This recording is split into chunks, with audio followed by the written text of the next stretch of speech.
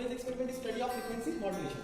Frequency modulation is a process by which we can send a less frequency message signal to a higher distance or longer distance with the help of the carrier signal which are high frequency. So this is our message signal. You can see clearly it has a less frequency than the carrier signal. If we combine these two signals, we will get a resultant signal like that. We can write it frequency modulated signal.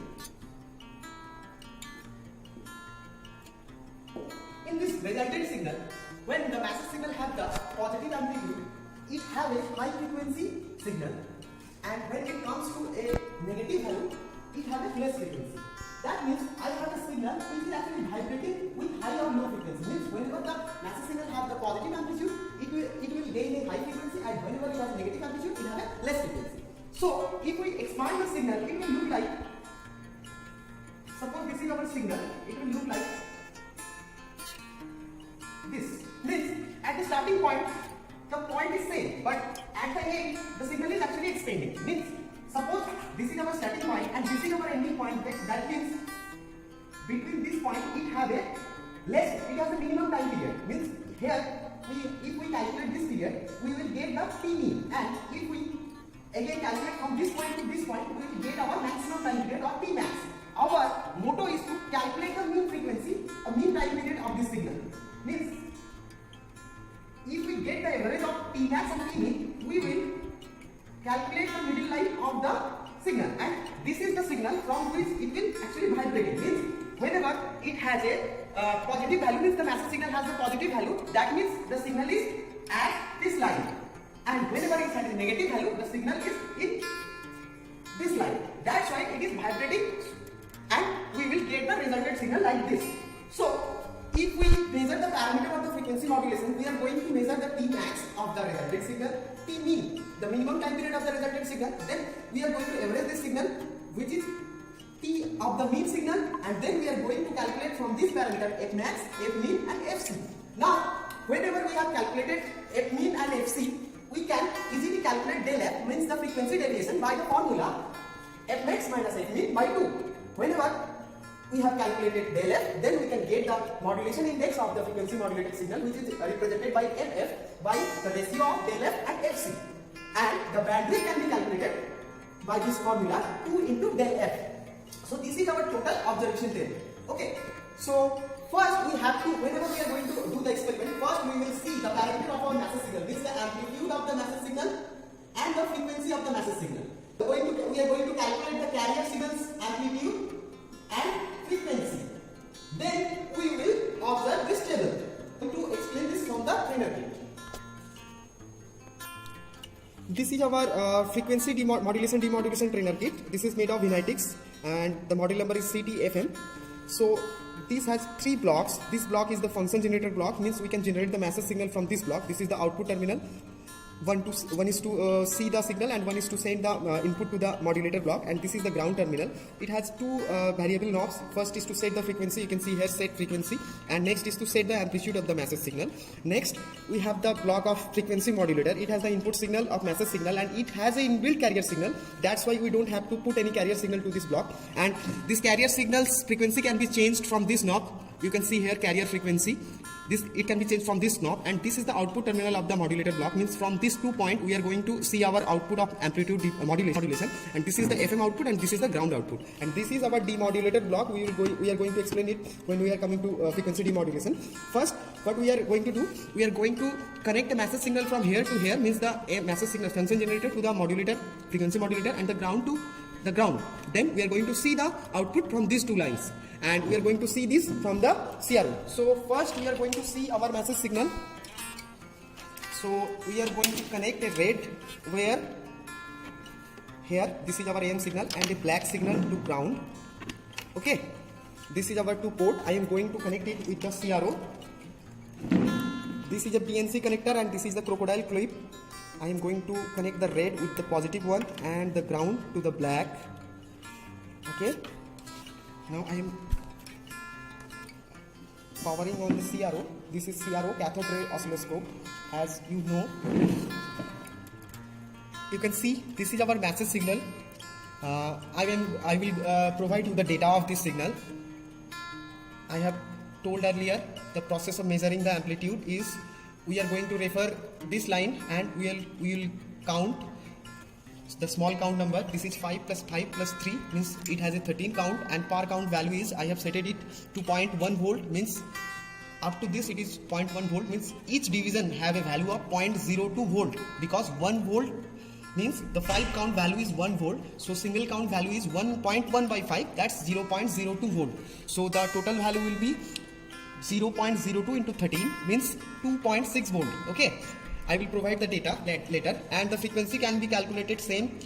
If we consider this is our starting point, so it will be connected, it will be complete in here. So the total point is 5 plus 5 means 10 point division is 1 millisecond. So from here to here the value is 1 millisecond. That means each count value is 1 by 5 means 0.2 millisecond, and the total time period is 0.2 into 10, that means 20 millisecond, and frequency will be 1 by 20 millisecond. And if we calculate, it will be in a kilohertz range, suppose, and you have to do this theoretically. So this is our message signal. Now we are going to see the modulated signal. We can't see the carrier signal because it is fixed. So what will we do? We will connect this message signal to the modulator block. You can see this is our modulating input. So I am going to in the red to red and the black to the ground terminal. This is our ground terminal. You can clearly see this is our ground. I have connected ground to ground, and our message signal is from analog function generator output block to modulating input block. So up to this I have completed my circuit. Now I am going to see my output. I am going to see the output from FM output block. I am connecting it with a green line, and the ground will be connected with a black line. So this is our final output of modulating signal. I am connecting it with the crocodile clip. This is our signal. I have connected it positive to the positive and negative or ground to the ground. So this is our complete circuit. I am going to see I will show you how it looks like. Actually, you all know there is a frequency mismatch. That's why it's looking like that. But if I clear it, yeah, this is our frequency modulated signal. Okay. Now, if we increase it, it will look like that. I have told you earlier in board that if I expand this signal, it will look like that. So that means it is starting from here and it will expand. And this signal is from this line, it is started from here, and the minimum time period is up to this, means 5 plus 5 plus 3, 8 count, and the maximum time period is 5 plus 5 plus 5 plus 2. That means first count is 13 for T minimum and T maximum is our 18.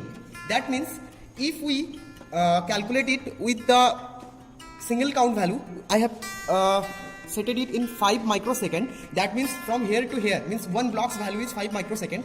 Each count value is 5 microsecond by 5. That means 1 microsecond. So our T minimum will be 1 microsecond into 13. That means 13 microsecond. And T maximum will be 18 microsecond because it has a count of 18 and each count value is 1 microsecond. So our frequency deviation will be 15 minus 13 by 2. 15 plus 13 by 2. That means the average signal. Means the mean line will be situated at 18 plus 13. That means 31 by 2 means 15.5 approx. Okay. So I will provide it, the data I will provide it. This is our total modulated signal. Okay. Just a second. I am calculating these two signal. First we will calculate the message signal. I am connecting the crocodile clip to our red and the ground to the black, and this is our message signal. You can see this is our message signal. So I am going to calculate the parameter of this message signal. What I will do, I will connect it with a reference line. I am just going to adjust it. Remember one thing, if I change the terminal, the knob called voltage per division or time per division, the value of the axis will going to change, but the actual signal will not going to change. Do one thing, I am connecting with the reference line. Okay, so our volt per division is at 50 millivolt per division. That means from here to here one block's value is 50 millivolt. So volt per division is 50 millivolt. So one count value equals to 50 millivolt by 5, that means 10 millivolt. And we have total count is 5 plus 5 10 plus 5 15 20 and 25. 5 10 15 20 25. So total count value is 25. So our V peak to peak or amplitude, whatever you can say, it will be 10 millivolt into 25, that means 250 millivolt. Now the frequency can be calculated, right? Suppose I am setting this as a reference point and this will start it from here and up to here. So our count is 5 plus 5 10 15 then 4 means 19 counts. So in x axis total count is 19. Okay, and I have set it, the time per division is at time per division is 0.5. This is our unit millisecond, 0.5 millisecond. So each count value or one count value will be 0.5 by 5 ms, that is 1 ms. Then if we calculate the frequency, if we calculate the time period will be 1 ms into 19, because it has a count value of 19. So total value will be 19 ms. So the frequency will be 1 by 19 ms. I am going to change it with second, that means 1 into 1000 by 19 second, that means this hertz, 1000 by 19 hertz. You have to calculate this value through the calculator. So this is our message signal. Now we are going to see our modulated signals. For modulated signal, we are going to connect the red to the message input and ground to the ground input again, and we will connect the crocodile clip to the modulator output. I have connected it with the ground. It will be connected with the green line, and the ground will be connected with the ground. Connection diagram is so simple. We just have to connect the message signal to the modulating input and ground to the ground input, and we have to observe the output. This is our modulated signal. Okay, so I have not drawn the table, that's why I am going to just demonstrate the parameters. First we have to calculate the T max and T mean. For T mean, our starting point is from here and ending point is up to here, that means 5 plus 5 10 plus 3 13 count into time per division is at 5 µs, that means each count value is 0.5 by 5, that means 1.3 microsecond. It is in µs, so the value will be in microsecond. T mean. T max will be starting point from here and ending point up to here, that means 5 plus 5 plus 5 plus 2, that means plus 2 means 17 count into 0.5 by 5 µs, that means 1.7 µs. So our TC will be T max plus T mean by 2. You can easily calculate it through the calculator. Okay, so our F max will be 1 by T mean. As you know, the time period and the frequency is proportional to each other. That's why for frequency maximum we have to calculate 1 by T mean, not the T max. And for F minimum we will calculate 1 by T max. Calculate the FC. FC can be calculated 1 by TC. So up to this is complete. Then we have to calculate one thing, that's del F. The formula of del F equals to F max minus F mean by 2. We have that value of F max, F mean. We can put this in this formula and we will get the result of del F. After that we have to calculate the bandwidth, BW. Bandwidth can be calculated as 2 into def. We have calculated the value of del F and the bandwidth can be easily calculated. Up to this is the total procedure of frequency modulation. In next class we will explain the demodulation process in the same trainer kit.